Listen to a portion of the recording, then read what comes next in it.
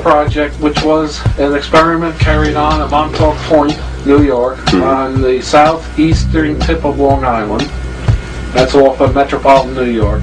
Was essentially two projects. It was a mind control project where they did research on how to, influence the mind of man using electromagnetics.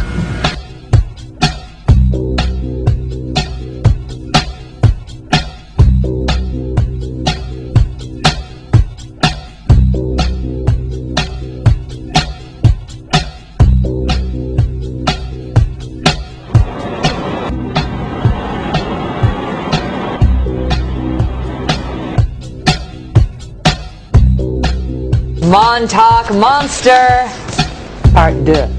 Another odd-looking creature, cited by the blog montaukmonster.com. You're not familiar? Check it out. Look at this carcass! It washed up on the shore of Long Island, here in New York, last week. A couple apparently spotting it while they were taking a lovely stroll. Then bam! They bump into that thing. The monster first made headlines last summer. Remember this picture? It was seen on the beach, and then, after national news coverage, it mysteriously disappeared.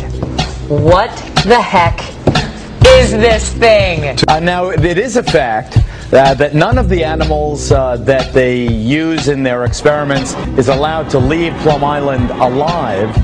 Why couldn't the Montauk Monster be some critter that they were tinkering with that somehow went into the water and got swept by that outgoing tide? Montauk is south and east of Plum Island, not that far, maybe 10 miles as the crow flies, maybe less even. Why couldn't it be that? Well, let's say this. This animal facility, since 1954, when it was actually inaugurated as a biological warfare facility by Nazi Germany's top warfare officer that we secretly imported to the United States, the goal was germ warfare. Is that true? It really was a Nazi? A Nazi ran the place? An ex-Nazi? Yeah, his name was Erich Traub. We can find him in the depths of the National Archives and Record Administration, where I found him. And he ran his own bio-warfare island in the Baltic. We brought him here after World War II, and his idea was, let's build a germ warfare island so that we can wage war against farm animals, essentially, against the emerging Cold War against Soviet China, the Soviet Union and Communist China. The whole Montauk project, when we started to go deeper into the mind aspect and the time aspect, there was a lot of implementation of alien technology at Montauk. I personally believe that Montauk was most likely a test bed for some of the technology interchange between the aliens and the U.S. government. That they were trying out a lot of these great ideas they got. They're also trying to replicate systems and technologies they had on the captured, crashed UFOs. Also, I can remember I had an office in the radar tower. It was the first office on the second floor in the back. Next to my office was another office, and I remember, I swear on a stack of Bibles, I remember a lizard man in that office. It was His Highness Draco something. I can't remember the other name. And he was about 6 foot, 7 foot tall, had sort of like scaly skin, humanoid. He walked erect like we do, had 2 arms, 2 legs. He had a tail, but it really didn't show most of the time. He had somewhat of a humanoid face, strange eyes, a big mouth, and, looked like what you would expect if you're going to put together a lizard man.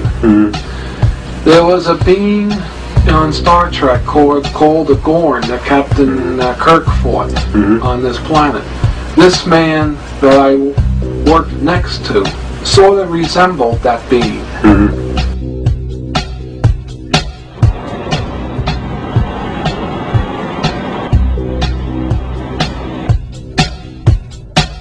Single occasion, I was in the main corridor at the base, and coming out of the room, along the main corridor was this very large creature, very tall, well over 6 foot,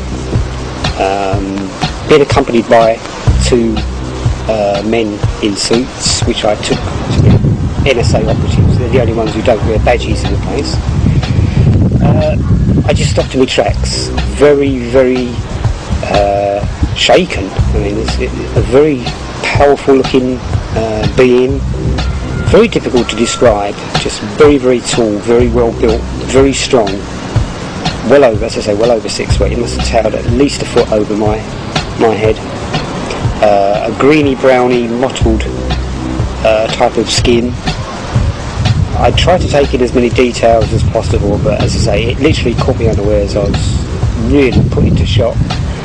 Didn't know what the hell it was. It was just casually walking along the main corridor with the two operatives. Got a very strong sense of evil and nastiness about the thing. It worried me for quite a while afterwards. I mean, you know, you're never told. The security people are the last to be told what's going on. But it was inferred by others at the time that that was one of the reptile species. Of course, it didn't mean that much to me at the time.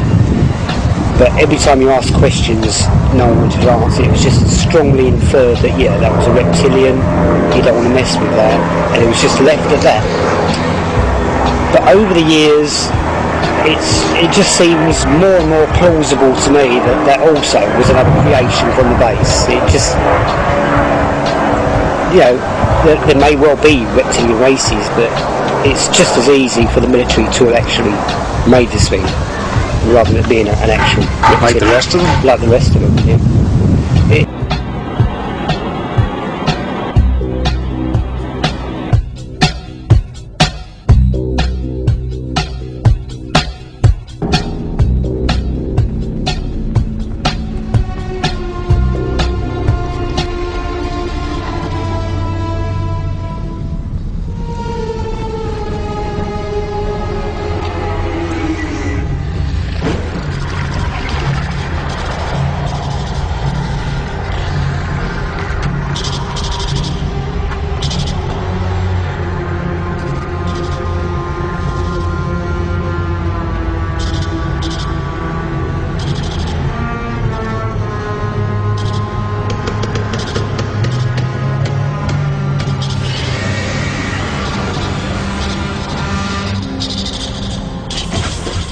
You didn't tell me that you had a child.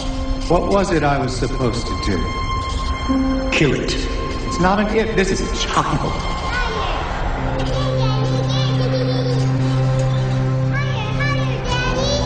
I hate you! I hate your guts! I wish you were dead! These people, they said they're dangerous. More dangerous than you? Dad, are you serious? They killed Carl and my mother.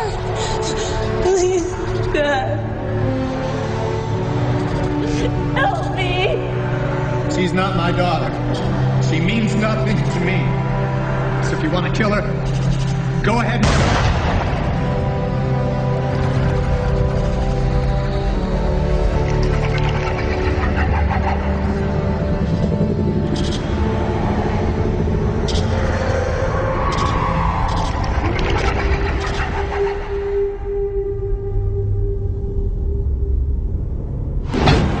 It is admitted that they are creating animal-human cross-species clones, but they claim in the media they're killing them at different embryonic phases, and they are claiming that they can legally do this because they're not completely human. And then going back over 10 years ago, major British papers and others reported that quietly biotech firms, especially in China, Hong Kong, South Korea, where there's really no control, they have been creating animal-human hybrids in the embryonic phase and implanting them in cows. They're part bovine, or they have genetic traits of cows so that they're not rejected, and also they can grow the humanoids up larger in utero in the cow. Now,